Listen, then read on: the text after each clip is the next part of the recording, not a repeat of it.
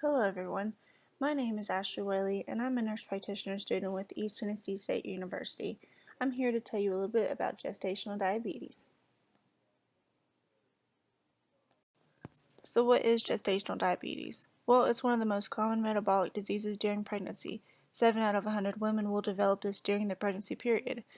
Normally during the time of pregnancy, a woman's body will increase the amount of insulin secretions her body makes to compensate for the decrease in the body's glucose disposal process. Well, with gestational diabetes, the woman's body does not produce enough insulin to keep up and temporarily causes her to be diabetic. The main problem with this is that insulin is unable to cross through to the placenta, so the excess blood glucose from hyperglycemia is given to the baby and it can cause problems.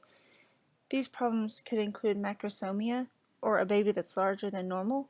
This can cause the baby to have issues during labor, such as having to have a C-section instead of a vaginal birth, or after birth, such as respiratory distress or even hypoglycemia. Gestational diabetes can also cause you to be at risk for a premature birth, or a birth that's before 37 weeks of gestation. So how do you know if you have this? Well, your provider will perform a screening for this around 24 to 28 weeks. Yet, if you've had gestational diabetes in the past, during your previous pregnancy, you may be checked sooner, just because you're at increased risk for this condition. Some symptoms, if you want to watch for them, are increased thirst, tiredness, blurred vision, and frequent urination. So now you ask, well, why did I end up with this? Well, risk factors usually include ethnicity or family history.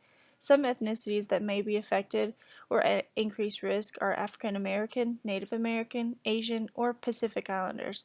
Did you know that you're also at increased risk if you're over the age of 35, overweight, have a poor diet, or poor exercise, if you have frequent use of corticosteroids, or even if you've had this condition in the past? But gestational diabetes can be controlled if you attempt to control it with a proper diet and exercise. Follow your provider's instructions. It will most likely return to normal once the baby's delivered. I know, a lot of you hate the thought of having to use needles or even having to stick your own finger for blood. It's part of what makes insulin so hard. But remember, it helps if you rotate your fingers that you use or attempt to use the side of your fingers instead of the pad or the middle. Sometimes it can help with the soreness and allow you to function fully. Also to remember, rotate your insulin sites when you're giving your insulin. That way it helps reduce the bruising or soreness from that too. So now you ask, well, how do I control it? Well, watch your diet, have a higher intake of protein, and maintain a low-carb diet. Yet, sometimes your blood glucose might go up for no explained reason. You may notice that certain foods that your sugar may fluctuate a lot, but it does get easier to maintain over time. There are resources available also. You can find a dietitian or a nutritionist to assist you in finding the right foods to eat or a better diet to stay on. Now, we all know that when you're pregnant, you get some weird cravings. Well, it's okay. There's still some options such as a low carb or a healthy food that you can eat, especially if you're okay with making it on your own. If you look on Pinterest or other websites, there are some great resources on there, but giving into your cravings every now and then is not going to hurt you. Just try and maintain your blood glucose the best you can without staying hyperglycemic all the time. Now, make sure you take your medications as prescribed. You must maintain a schedule and take everything as it's written by your provider.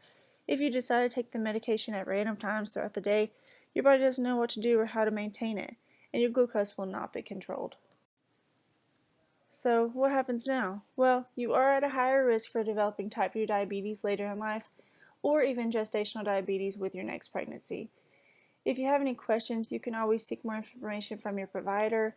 The CDC website is a great resource, or the ACOG website, which stands for the American College of Obstetricians and Gynecologists. Those websites have a lot of information and they can probably answer any of your questions. Thank you so much for listening, and I hope you learned a little something new today.